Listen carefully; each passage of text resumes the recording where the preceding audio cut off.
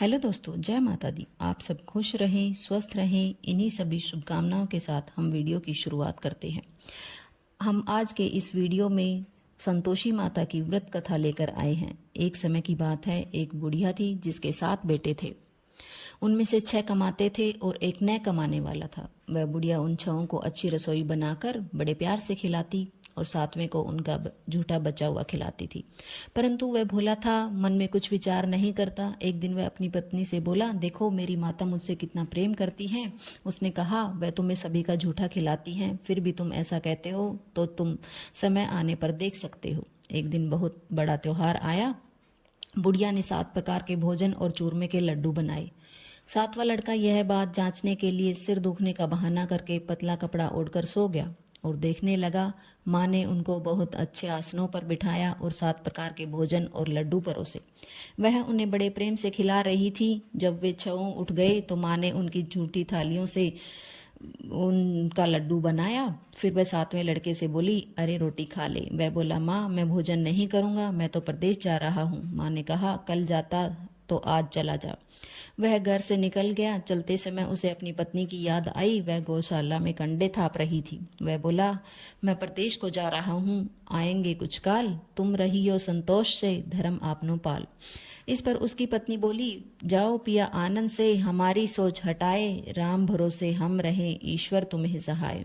देहु निशानी आपनी, देख धरु में धीर, सुधी हमारी ना बिसारियो, रखियो मन गंभीर। इस पर वह बोला, मेरे पास कुछ नहीं है, यह अंगूठी है सो ले, और मुझे अपनी कोई निशानी दे।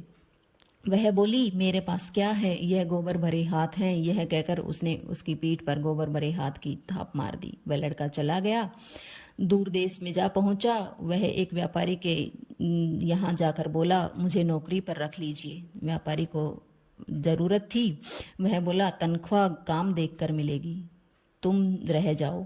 वह सवेरे 5 बजे से रात 10 बजे तक नौकरी करने लगा। थोड़े ही दिनों में सारा लेन देन और हिसाब किताब करने लगा। सेठ के 6 से 7 नौकर चक्कर खाने लगे। सेठ से उसे 2-3 महीने में ही आधे मुनाफे का हिस्सेदार बना दिया। 12 वर्ष में वह नामी सेठ बन गया और उसका मालिक उसके भरोसे काम छोड़कर कहीं बाहर चला गया। उसकी बहू को उसकी सास और जिठानियां बड़ा तंग करने लगी। वे उससे लकड़ी इकट्ठी करवाती, भूसे की रोटी देती और फूटे नारियल में पानी देती। वह बड़े कष्ट से जीवन बिता रही थी। एक दिन वह लकड़ी लेने जा रही थी। रास्ते में उसने कई औरतों को व्रत करते देखा। वह पूछने लगी, बहनों यह किसका व्रत है, तुम कैसे करती हो और इससे क्या फल मिलता है?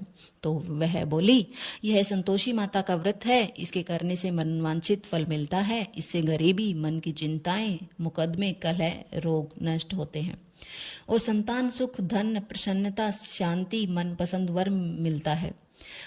बाहर गए हुए पति के दर्शन होते हैं। उसने उसे व्रत करने की विधि पूछी। उसने रास्ते में लकड़ियां बेच दी, वह गुड़ और चना ले लिया। उसने व्रत करने की तैयारी की। उसने सामने एक मंदिर देखा तो पूछने लगी, यह मंदिर किसका है? वह कहने लगी, यह संतोषी माता का मंदिर है। वह मंदिर में गई और माता के चरणों में लौटने लगी। वह दुखी होकर विनती करने लगी, माँ मैं अज्ञानी हूँ, मैं बहुत दुखी हूँ, मैं तुम्हारी शरण में हूँ, मेरा दुख दूर करो। माता को दया आ गई। एक शुक्रवार को उसे के पति का पत्र आया और अगले शुक्रवार को पति का भेजा हुआ धन मिला। अब तो जेठ जेठानियां सास नाक सिकोड़ के कहने लगी, अब तो इसकी खातिर बढ़ेगी, यह बुलाने पर भी नहीं बोलेगी। वह बोली, पत्र और धन आवे तो सभी के लिए अच्छा है।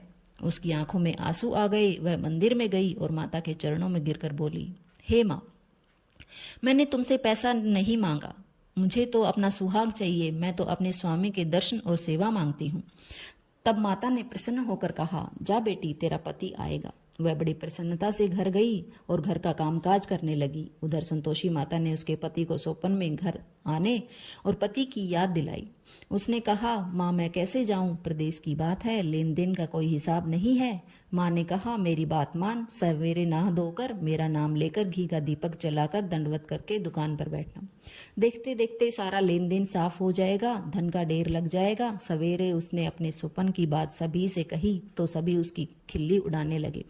वे कहने लगे, कहीं सपने भी सत्य होती हैं। इस पर एक बूढ़े व्यक्ति ने कहा, भाई जैसे माता ने कहा है वैसे करने में क्या जाता है। उसने कहा, नहा धोकर माता को दंडवत करने का दीपक जलाया और दुकान पर जाकर बैठ गया। थोड़ी ही देर में सारा लेन देन साफ हो गया, सारा माल बिक गया और धन का ढेर लग गया। वह प्रसन्न हुआ और घर के लिए गहने और सामान वगैरह खरीदने लगा। वह जल्दी ही घर को रवाना हो गया। उधर बेचारी उसकी पत्नी रोज लकड़ियां लेने जाती और संतोषी माता की सेवा करती।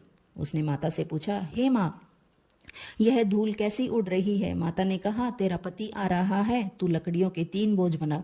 एक नदी किनारे रख, एक यहाँ रख और तीसरा अपने सिर पर रख ले। तेरे पति के दिल में उस लकड़ी के गट्ठे को देखकर मोह पैदा होगा। जब वह यहाँ से गुजरेगा, नाश्ता पानी करेगा, तब तू लकड़ियां उठाकर घर जाना और चौक के बीच में गट्ठा डालकर जोर जोर से 3 आवाजें लगाना। सासू जी, लकड़ियों का गट्ठा लो, भूसे की रोटी दो और नारियल के खोपड़े में पानी दो। आज मेहमान कौन आया है? इसने माँ के चरण छुए और उसके कहे अनुसार सारा कार्य किया। वह तीसरा गट्ठा लेकर घर गई और चौक में डालकर कहने लगी, सासू जी, लकड़ियों का गट्ठा दो, भूसे की रोटी दो, नारियल के खोपड़े में पानी दो, आज कौन मेहमान आया है? यह सुनकर सास बाहर आकर कपट भरे वचनों से उसके दिए हुए कष्टों को भुलाने के लिए कहने लगी, बेटी, तेरा पति आया है, आ, मीठा भात खा, भोजन कर और गहने कपड़े पहन। अपनी माँ के ऐसे वचन सुनकर उसका पति बाहर आया और अपनी पत्नी के हाथ में अंगूठी देखकर व्याकुल हो उठा। उसने पूछा, यह कौन है? माँ ने कहा, यह तेरी बहू है, आज 12 बरस हो गए हैं। यह दिन भर घूमती फिरती है, कामकाज करती नहीं है, तुझे देखकर नखरे करती है। वह बोला, ठीक है, मैंने तुझे और इसे दोनों को देखा है। अब मुझे दूसरे घर की चाबी दे दो, मैं उसमें रहूंगा। माँ ने कहा, ठीक है, जैसी तेरी मर्जी। और उसने चाबियों को गुच्छा पटक दिया। उसने अपना सारा सामान घर की तीसरी मंजिल के ऊपर कमरे में रख दिया। एक ही दिन में वे राजा के सामान ठाट बाट से रहने लगे। इतने में अगला शुक्रवार आया। बहू ने अपने पति से कहा, मुझे संतोषी माता के व्रत का उद्यापन करना है। वह बोला, बहुत अच्छा, खुशी से कर ले।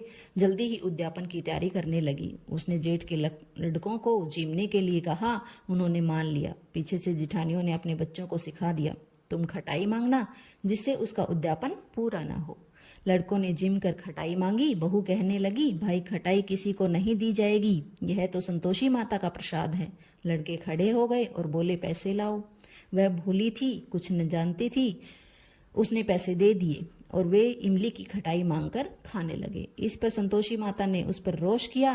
राजा के दूत उसके पति को पकड़कर ले गए। वह बेचारी बड़ी दुखी हुई और रोती हुई माता के मंदिर में गई और उनके चरणों में गिरकर कहने लगी, हे माता, यह क्या किया? हंसाकर अब तुम मुझे क्यों रुलाने लगी?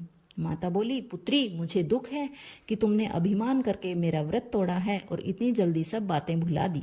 वह कहने लगी, माता, मेरा कोई अपराध नहीं है, मुझे तो लड़कों ने भूल में डाल दिया। मैंने भूल से ही उन्हें पैसे दे दिए। माँ, मुझे क्षमा करो, मैं तुम्हारा उद्यापन करूंगी। माता बोली, जा, तेरा पति रास्ते में आता हुआ मिलेगा। उसे रास्ते में उसका पति मिला। उसके पूछने पर वह बोला, राजा ने मुझे बुलाया था। कुछ ही दिन बाद फिर शुक्रवार आया। वह दोबारा पति की आज्ञा से उद्यापन करने लगी। उसने फिर जेठ के लड़कों को बुलाया। जिठानियों ने फिर वही बात सिखा दी। लड़के भोजन की बात पर फिर खटाई मांगने लगे। उसने कहा, खटाई कुछ भी नहीं मिलेगी, आना हो तो आओ। यह कहकर वह ब्राह्मणों के लड़कों को लाकर भोजन कराने लगी। यथाशक्ति उसने उन्हें दक्षिणा दी। संतोषी माता उस पर बड़ी प्रसन्न हुई। माता की कृपा से 9वें मास उसने एक चंद्रमा के समान सुंदर पुत्र प्राप्त हुआ। अपने पुत्र को लेकर वह रोजाना मंदिर जाने लगी। एक दिन संतोषी माता ने सोचा कि यह रोज यहाँ आती है, क्यों न आज मैं इसके घर चलूं, इसका घर देखूं। यह सोचकर उसने एक भयानक रूप बनाया। गुड़ व चने से सना मुख, ऊपर सूंड के समान होठ, जिन पर मक्खियां भिनभिना रही थी, इसी सूरत में वह उसके घर गई। देहली में पांव रखते ही उसकी सास बोली, देखो, कोई डाकिन आ रही है, इसे भगाओ, नहीं तो किसी को खा जाएगी। लड़के भागकर खिड़की बंद करने लगे। 7वें लड़के की बहू खिड़की से देख रही थी। वह वहीं से चिल्लाने लगी, आज मेरी माता मेरे घर आई है। यह कहकर उसने बच्चे को दूध पीने से हटाया। इतने में सास बोली, पगली, किसे देखकर उतावली हुई है, बच्चे को पटक दिया। इतने में संतोषी माता के प्रताप से वहां लड़के ही लड़के नजर आने लगे।